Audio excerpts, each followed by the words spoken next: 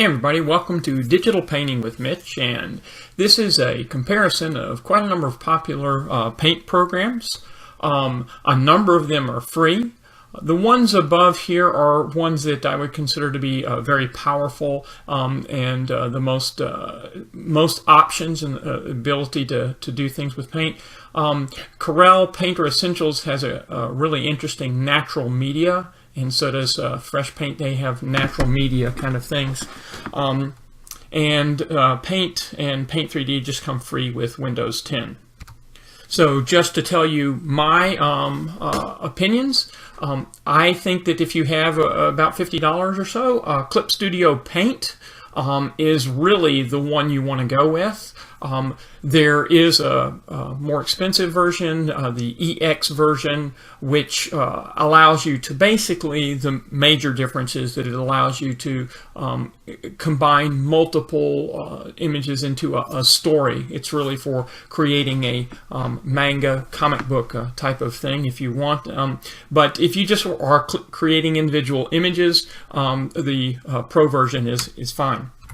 I would also strongly recommend Krita because it is free and it is extremely powerful.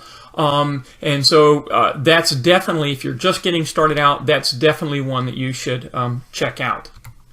If you do have Windows 10, Fresh Paint is really an interesting one to play around with. I wouldn't consider it something that you could create professional images just like you can with regular paintbrushes and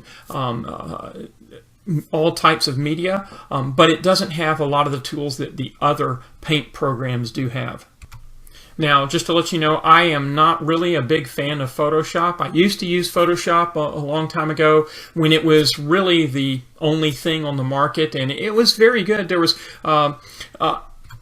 at the time, Paint Shop Pro was the big competitor with it, and it was nice. But the pricing, and especially with this license mode, they just are just gonna. It's extremely expensive, and quite honestly, I don't think it's as good or as powerful as the other programs, especially when it comes to workflow. So in this review, I will be showing a little bit. I will show that, but I'm not really a big fan. And in any case, if you want to know about Photoshop, there's lots of other tutorials. Okay, so that's what I think about each of those different programs. If you check out my other video where I'll actually go into the differences between the different programs, but to compare all of them, it takes a little while.